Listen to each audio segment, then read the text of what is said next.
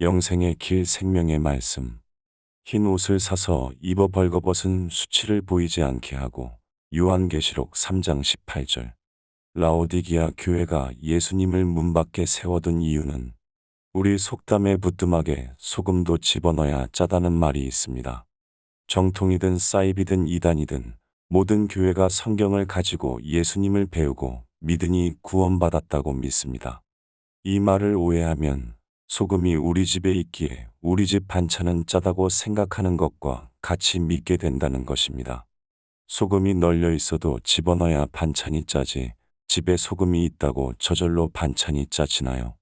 마찬가지로 주여 주여 예수님을 부르고 믿는다고 내가 구원을 받는 게 아닌 것입니다. 구원이란 소금을 집어넣을 때 비로소 반찬의 맛이 달라지듯이 예수를 내 마음의 성전에 모셔드려야 비로소 구원이 이루어지는 것입니다. 즉 예수는 어느 교회나 어느 사람에게나 문 앞, 즉 옆에 계십니다. 누가 믿음으로 모셔드렸는가? 입니다. 그러므로 예수님이 만드신 그 방법을 알아야 하고 그 방법을 따라서 모셔드릴 때만 믿음으로 구원받았다고 말해야 합니다. 이 방법을 의의토, 즉 의의 길이라고 성경은 알려줍니다. 이 길을 믿는 자들 거의가 왜 들어가기가 힘들까요? 하나님을 믿는 자들이 율법을 이해하고 믿는 데는 두 부류가 있습니다.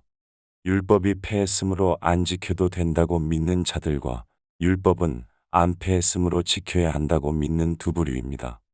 혹자는 예수 믿으면 되지 율법이 구원을 주냐? 그러면서 무시하는데 이런 실수를 하면 안 됩니다. 왜냐하면 예수님과 사람을 분리시키는 것이 율법이기 때문입니다. 즉 나를 죄인이라고 율법이 정죄하기 때문입니다. 그러므로 율법을 무시하면 예수님이 필요 없게 됩니다. 율법을 무시한다는 말은 죄를 무시하여 자기가 죄인임을 깨닫지 못하게 되어 문 밖에 계신 예수님을 모셔드리는 일에 실패합니다. 그래서 율법 폐했다고 주장하는 부류가 예수님을 문 밖에 세워두게 됩니다. 율법이 몽학선생이 되어 그리스도께로 가도록 해야 하는데 몽학선생을 폐했다고 또는 업신여기니 율법이 그 기능을 못하니 이들에게 걸림돌이 된 것입니다. 그리고 율법을 소중히 여기는 부류는 자신들이 교회 다니고 예수 믿으니 율법을 지켜야 한다고 믿고 순종하려 하므로 역시 예수님을 문 밖에 두게 되는 것입니다. 이들에게는 율법이 몽학선생이 되어 예수님께로 가게 해야 하는데 그래서 예수님께서 모든 죄의 문제를 해결하도록 예수를 찾고 만나야 하는데 율법을 지키려고 하니 율법이 역시 그 기능을 못하게 되므로 율법이 걸림돌이 된고 만 것입니다. 이렇게 예수 믿는 자들이 모두 예수를 문 밖에 세워두고 예수 없이 예수를 믿음으로 부뚜막에 소금을 가지고는 있으나 반찬 속에는 소금이 없는 꼴이 된 것입니다. 이 두 부류 모두에게는 예수를 자기 마음의 성전에 모시는 방법을 따라서 예수를 모셔드려야 하는 것입니다. 그때서야 흰 옷을 입게 되고 이기는 자가 될 수 있게 되는 것입니다. 이 흰 옷을 입는 칭의의 경험은 율법을 통하여 자신이 큰 죄인임을 깨닫게 되어야 하고 그래서 야곱처럼 예수님을 찾고 예수님을 만나서 야곱처럼 씨름을 해야 합니다.